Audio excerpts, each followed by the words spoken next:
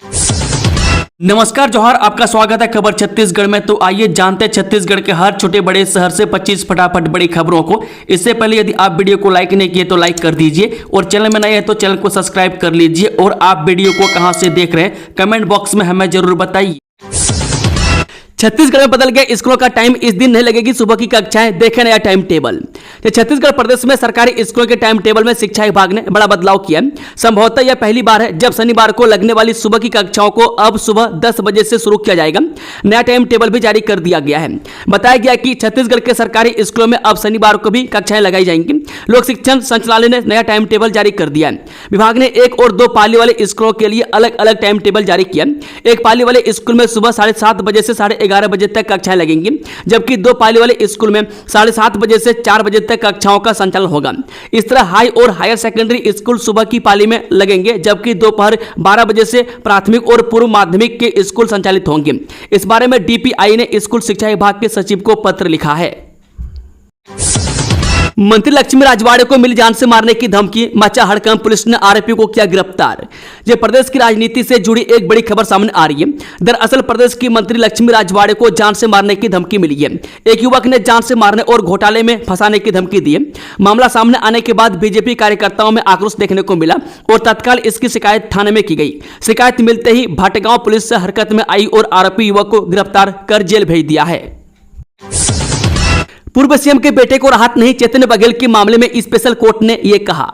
छत्तीसगढ़ के पूर्व मुख्यमंत्री भूपेश बघेल के बेटे चैतन्य बघेल के मामले में ईडी की विशेष कोर्ट में सुनवाई हुई।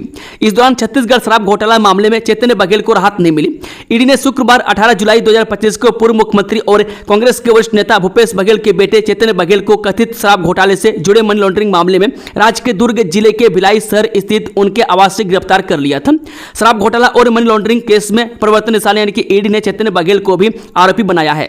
आरोप है कि शराब घोटाले की रकम से चैतन्य को 16 करोड़ 70 लाख रुपये मिले हैं। शनिवार को वीडियो कॉन्फ्रेंसिंग के जरिए रायपुर में ईडी की विशेष कोर्ट में पेशी हुई। सुनवाई करते हुए कोर्ट ने 15 सितंबर तक चैतन्य की न्यायिक रिमांड बढ़ा दी है।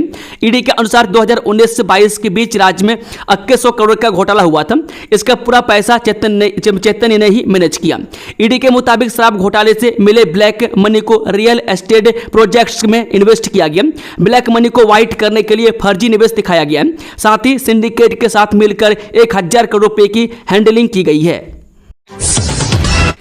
राजनांदगांव जिला प्रशासन अनोखी पहल, 684 विद्यार्थियों को फ्री में नीट और जेई की कोचिंग की दी सौगात। छत्तीसगढ़ के राजनांदगांव जिला प्रशासन ने विद्यार्थियों के भविष्य निर्माण की दिशा में अनोखी पहल की है। जिले के 11वीं और 12वीं कक्षा के प्रतिभाशाली विद्यार्थियों के लिए नीट और जेई की तैयारी कराने के लिए 2 वर्षीय निःशुल्क कोचिंग की शुरुआत की गई। स्कूलों से मिले छात्र छात्राओं के मेरिट सूची के अनुसार उनके आवेदन को आधार कर चयन किया गया है। मैं कलेक्टर राजनांदगांव डॉक्टर सर्वेश्वर भूरे ने बताया कि इसके तहत 684 मेधावी छात्र छात्राओं को मेडिकल एवं इंजीनियरिंग कॉलेजों में प्रवेश के लिए नीट और जेईई की कोचिंग दी जा रही है। इसके लिए जिला प्रशासन ने प्रतिष्ठित कोचिंग संस्थान फिजिक्स वाला और भिलाई एजुकेशन चैरिटेबल ट्रस्ट के साथ करार किया है।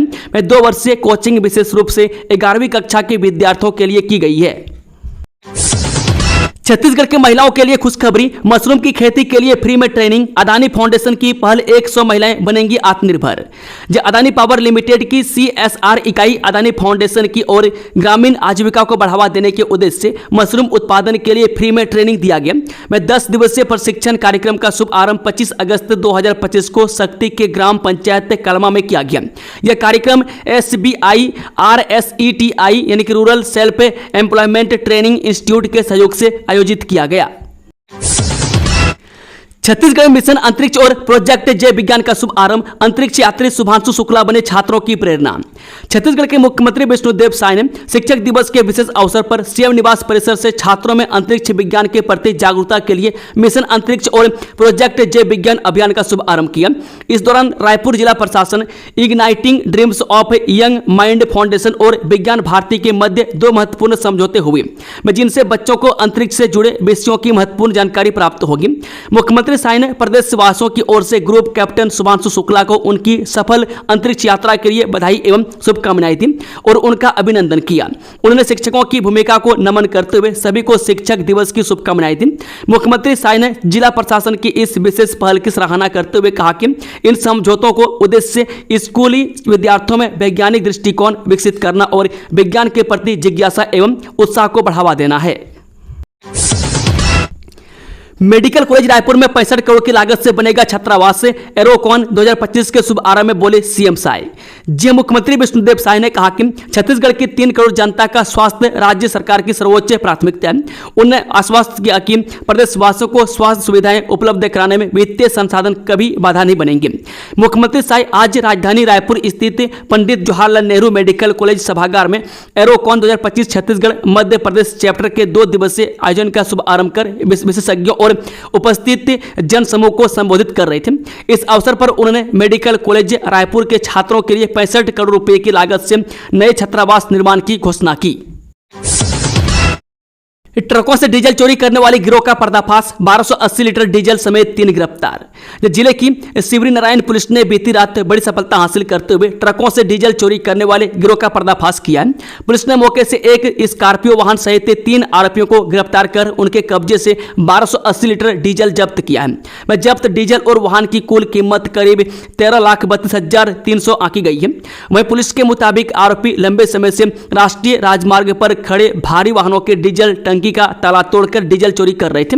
मुखबिर की सूचना पर पुलिस टीम ने छापेमारी कर तीनों आरोपियों को रंगे हाथ पकड़ा। डीएमएफटी घोटाले में 28 ठिकानों पर मारा छापा। 4 करोड़ नगद, 10 किलो चांदी और कई आपत्तिजनक दस्तावेज जब्त। ईडी ने धन शोधन निवारण अधिनियम यानी कि पीएमएलए 2002 के प्रावधानों के तहत छत्तीसगढ़ राज्य में जिला खनिज फाउंडेशन ट्रस्ट घोटाले से जुड़े मामलों में 3 और 4 सितंबर 2025 को व्यापक तलाशी अभियान चलाया। इस कार्रवाई में बीज निगम छत्तीसगढ़ राज्य बीज एवं कृषि विकास निगम लिमिटेड से संबंधित ठेकेदारों, विक्रेताओं और उनके संपर्ककर्ताओं, बिचौलियों के 28 आवासीय और व्यावसायिक परिसरों की तलाशी ली गई। तलाशी के दौरान विभिन्न आपत्तिजनक दस्तावेज, डिजिटल उपकरण, भारी मात्रा में नकदी और लगभग 10 किलोग्राम चांदी के बुलियन बरामद कर जब्त किए गए। ईडी का यह अभियान डीएमएफटी फंड्स के दुरुपयोग और संभावित मनी लॉन्ड्रिंग के मामलों की जांच के तहत जारी है। हाथियों का आतंक। कंसाबेल में चर्च पर धावा, तोड़फोड़ और खाद्य सामग्री क्या चट। हाथी का प्रवेश द्वार कहे जाने वाले जसपुर जिले में हाथियों का उत्पात थमने का नाम नहीं ले रहा है। बीती रात कंसाबेल के दोकड़ा में बिलिक्स स्टैंड चर्च पर 4 हाथियों ने जमकर कहर बरपाया। हाथियों ने चर्च के चारों ओर की दीवारों को बुरी तरह से तोड़ डाला और पीछे बने रूम को भी नुकसान पहुंचाया। यहां समाज सेवा कार्य के लिए रखे बर्तन, चावल व खाद्य सामग्री को हाथियों ने खा डाला। स्थानीय लोगों के अनुसार यह हाथी पत्थल गांव से 3 और सीतापुर से एक हाथी होकर पिछले 1 सप्ताह से दोकड़ा क्षेत्र में घूम रहे थे। देर रात विचरण करते हुए उन्होंने चर्च को निशाना बना लिया। ग्रामीणों ने शोर शराबा कर उन्हें जंगल की ओर खदेड़ने की कोशिश की, लेकिन हाथियों ने तब तक काफी नुकसान कर दिया था। छत्तीसगढ़ में इलेक्ट्रिक बसों के लिए केंद्र सरकार से मिला पैसा। चार्जिंग व्यवस्था नहीं होने से अटकी योजना। जब बसों के लिए केंद्र सरकार से धनराशि मिल चुकी है, परंतु चार्जिंग की व्यवस्था करने में विफलता ने इलेक्ट्रिक बस योजना को फंसा दिया। पूरी प्रक्रिया में प्रदेश के अधिकारी हाथी निकल गया, परंतु पूंछ अटक गया की कहावत को चरितार्थ कर रहे हैं। वहीं शहरी विकास मंत्रालय की रिपोर्ट के अनुसार राज्य में अब तक केवल 215 ई बसें ही संचालित हो सकी है, जबकि पिछले 5 महीनों से टेंडर प्रक्रिया और अन्य तैयारियां अधूरी पड़ी है। वहीं उड़ीसा में 450, पश्चिम बंगाल में 391 और आंध्र प्रदेश में 238 ई बसें संचालित हो रही हैं और ये राज्य छत्तीसगढ़ से आगे निकल चुके हैं। देश में सर्वाधिक ई बसें दिल्ली में 3564, महाराष्ट्र में 3296, कर्नाटक में 2236 और उत्तर प्रदेश में 850 में चल रही है। डिजिटल क्रॉप सर्वे से फसल का ऑन स्पॉट सत्यापन, गांव के युवाओं को रोजगार भी। दुर्ग कलेक्टर अभिजीत सिंह ने खुर्सीपार क्षेत्र का दौरा किया। इस दौरान उन्होंने भिलाई ITI परिसर में बन रहे भव्य गारमेंट फैक्ट्री और SLRM सेंटर का निरीक्षण किया। कलेक्टर के साथ भिलाई नगर निगम कमिश्नर राजीव पांडे सहित निगम के कई अधिकारी मौजूद रहे। दुर्ग कलेक्टर अभिजीत सिंह ने खुर्सीपार में भिलाई ITI स्थित गारमेंट फैक्ट्री व SRM सेंटर का निरीक्षण किया। गारमेंट फैक्ट्री का निर्माण कार्य 2022 में कांग्रेस शासनकाल में शुरू किया गया था, लेकिन 2025 2025 तक भी फैक्ट्री पूरी तरह तैयार नहीं हो सकी। मैं दुर्ग कलेक्टर अभिजीत सिंह ने कहा कि वर्तमान में निर्माण कार्य अंतिम चरण में है, हालांकि फंड की कमी के कारण थोड़ी देरी हो रही है। इस संबंध में शासन से बात की जाएगी ताकि जल्द से जल्द फंड उपलब्ध हो सके। कलेक्टर ने फैक्ट्री के अंदर नमी और सीलन की समस्या पर भी नाराजगी जताई और उसे जल्द ठीक करने के निर्देश दिए। उन्होंने आश्वासन दिया कि गारमेंट फैक्ट्री का काम जल्द पूरा किया जाएगा। जीएसटी कटौती से किसानों और सहकारी क्षेत्र को बड़ी राहत, दूध पनीर पर टैक्स खत्म। केंद्र सरकार ने शनिवार को कहा कि ऐतिहासिक वस्तु एवं सेवा कर सुधारों से सहकारी क्षेत्र को मजबूती मिलेगी, उनके उत्पाद अधिक प्रतिस्पर्धी होंगे और किसानों व ग्रामीण उद्यमों की आय में वृद्धि होगी। सरकार का दावा है कि इन सुधारों से देश के 10 करोड़ से अधिक डेयरी किसानों को सीधा लाभ पहुंचेगा। सरकार ने दूध और पनीर को जीएसटी से मुक्त कर दिया। वहीं घी और मक्खन जैसे उत्पादों पर टैक्स 12% से घटाकर 5% कर दिया गया। मैं लोहे, स्टील और एल्यूमिनियम से बने दूध के कैन पर भी टैक्स 12% से घटाकर 5% कर दिया गया। इससे डेयरी उत्पाद अधिक सस्ते होंगे और महिला स्व सहायता समूह को मजबूती मिलेगी। गणेश विसर्जन को लेकर रोड मैप तैयार, 8 सितंबर को निकाली जाएगी झांकी, इन रास्तों पर जाने से बचें। रायपुर में हर साल की तरह इस साल भी गणेश विसर्जन को लेकर व्यापक तैयारी की गई है। 8 सितंबर को गणेश झांकी और विसर्जन होगा। गणेश झांकी और विसर्जन को देखते हुए भीड़ भाड़ और ट्रैफिक से बचने के लिए ट्रैफिक विभाग ने रोड मैप जारी किया ताकि आम जनता बिना किसी ट्रैफिक के अपने गंतव्य तक पहुंच सके। मैं गणेश झांकी की शुरुआत तेलघानी नाका से होगी। मैं झांकी राठौर चौक, गुरु नानक चौक, एमजी रोड, शारदा चौक, जय स्तंभ चौक, मालवीय रोड होकर सदर बाजार मार्ग से कंकाली पारा, पुरानी बस्ती मार्ग होकर लाखे नगर चौक से सुंदर नगर मार्ग होकर रायपुरा चौक से महादेव घाट तक जाएगी। 10 फीट का रावण होगा आकर्षण का केंद्र। रायपुर के WRS कॉलोनी में भूमि पूजन के साथ रावण दहन की तैयारियां शुरू। जब विजयदशमी का त्यौहार इस बार रायपुर में खास होने वाला है। WRS कॉलोनी में इस बार 100 फीट के रावण का दहन किया जाएगा। रावण के पुतले का जिस जगह पर निर्माण शुरू होने वाला है वहां पर पहले भूमि पूजन किया गया। भूमि पूजन में गणमान्य लोगों के साथ विधायक पुरंदर मिश्रा भी शामिल हुए। इस साल 2 अक्टूबर को विजयदशमी का त्यौहार मनाया जाएगा। बालोद में मिशन वात्सल के तहत भर्ती, पात्र अपात्र की सूची जारी, 10 सितंबर तक मंगवाई गई दावा आपत्ति। जिले में मिशन वात्सल योजना अंतर्गत जिला बाल संरक्षण इकाई, चाइल्ड हेल्पलाइन और किशोर न्याय बोर्ड के संचालन के लिए संविदा पदों पर भर्ती ली गई थी। इसमें कुल 16 पदों पर भर्ती ली गई, जिसमें जिला बाल संरक्षण इकाई 8 और चाइल्ड हेल्पलाइन 8 के लिए पद थे। इस भर्ती के लिए पात्र अपात्र सूची जारी कर दी गई है। महिला एवं बाल विकास विभाग के जिला कार्यक्रम अधिकारी ने बताया कि आवेदन पत्रों का पुनः परीक्षण कर सूची प्रकाशित की गई है, जिसे विभागीय कार्यालय के सूचना पटल के साथ साथ जिला बालोद की आधिकारिक के वेबसाइट पर देखा जा सकता है। रायपुर नगर निगम ने प्रस्ताव लौटाया तो बीजेपी पार्षद ने कहा मेरा इस्तीफा ले लीजिए। नगर निगम की बैठक के दौरान उस वक्त माहौल गर्मा गया जब भाजपा पार्षद खगपति सोनी ने विधायक और अधिकारियों के सामने ही इस्तीफा देने की पेशकश कर दी। उनका कहना था कि यदि वे अपने वार्ड की जनता को पानी और सफाई जैसी बुनियादी सुविधाएं भी नहीं दिला सकते तो उनके पार्षद बने रहने का कोई मतलब नहीं है। बैठक में निगम प्रशासन द्वारा वार्ड विकास संबंधी प्रस्ताव लौटाए जाने का मुद्दा उठा। इसी पर नाराज होकर पार्षद खगपति सोनी ने कहा कि यदि जनता के लिए पानी, सफाई और अन्य मूलभूत सुविधाओं को भी वे पार्षद रहते हुए नहीं दिला पा रहे तो उनके पद पर बने रहने का कोई अर्थ नहीं है। हनुमान जी के झंडे के ऊपर लगाए मुस्लिम झंडा, रील बनाकर सोशल मीडिया पर किया वायरल, हिरासत में 3 लोग। छत्तीसगढ़ के रामानुजगंज जिले से एक बड़ी खबर सामने आई है। यहां हनुमान जी के झंडे के ऊपर मुस्लिम झंडा लगा दिया गया। इतना ही नहीं, कुछ युवकों ने इसका रील भी बनाया। रील वायरल होने से गांव में तनाव की स्थिति बन गई। विवाद के बाद बड़ी संख्या में पुलिस जवान मौके पर पहुंचे। पुलिस ने मामले में लोगों को हिरासत में लेकर पूछताछ कर रही है। पूरा मामला त्रिकुंडा थाना क्षेत्र के वीरेंद्र नगर गाँव का है। मुख्यमंत्री क्षेत्र में शुरू हुआ नया रीजनल फॉरेंसिक लैब, फिंगरप्रिंट, हथियार से लेकर डीएनए तक की जांच होगी आसान। छत्तीसगढ़ राज्य की 5वीं नई क्षेत्रीय फॉरेंसिक लैब आज कवर्धा में स्थापित की गई। उप मुख्यमंत्री विजय शर्मा और पंडरिया विधायक भावना बोहरा ने आज शुभ आरंभ किया। यह न सिर्फ कवर्धा जिला बल्कि बेमेतरा, मुंगेली और खैरागढ़ जिले के आपराधिक मामले में प्राप्त सबूत की सूक्ष्मतम से जांच हो सकेगी। वह फिंगरप्रिंट, हथियार से लेकर डीएनए तक की जांच अब संभव है। उप मुख्यमंत्री ने बताया कि अपराधों की जांच और न्यायिक प्रक्रिया को अधिक वैज्ञानिक व सशक्त बनाने की दिशा में एक कदम आगे बढ़ा रहा है। इस कड़ी में जिले में प्रदेश की 5वीं क्षेत्रीय न्यायालयिक विज्ञान प्रयोगशाला की शुरुआत किया गया, जिसके कार्यालय के लिए जोराताल में 5 एकड़ जमीन भी मिल गया। प्रदेश में स्थापित प्रयोगशालाओं का अब तक का अनुभव यह साबित कर चुका है कि जहां वैज्ञानिक रिपोर्ट समय पर उपलब्ध होती है, वहां न्यायिक प्रक्रिया न केवल तेज होती है बल्कि अधिक पारदर्शी भी होती है। हड़ताली एनएचएम कर्मियों के नियमितीकरण की मांग पर बड़ा फैसला, सरकार उठाएगी ये कदम, काम पर लौटने की अपील भी। छत्तीसगढ़ में अपनी 10 सूत्रीय मांगों को लेकर हजारों नेशनल हेल्थ मिशन के तहत सेवारत कर्मचारियों की पिछले महीने से हड़ताल जारी है। इस बीच स्वास्थ्य मंत्री श्याम बिहारी जायसवाल ने बड़ा ऐलान करते हुए कहा कि एनएचएम की मांगों पर विचार करने के लिए 6 सदस्यीय टीम बनेगी।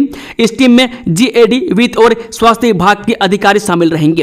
उन्होंने कहा कि यह टीम निर्धारित समय में अपना अभिमत हमें देगी, उसके आधार पर फिर हम निर्णय लेंगे। उन्होंने यह भी कहा कि एनएचएम कर्मियों की मांगों पर दूसरे राज्यों से भी जानकारी लेंगे कि वहां किस तरह से काम हो रहा है। उन्होंने कहा कि मैं स्वास्थ्य कर्मियों से अपील करता हूं कि अपने काम पर लौटें।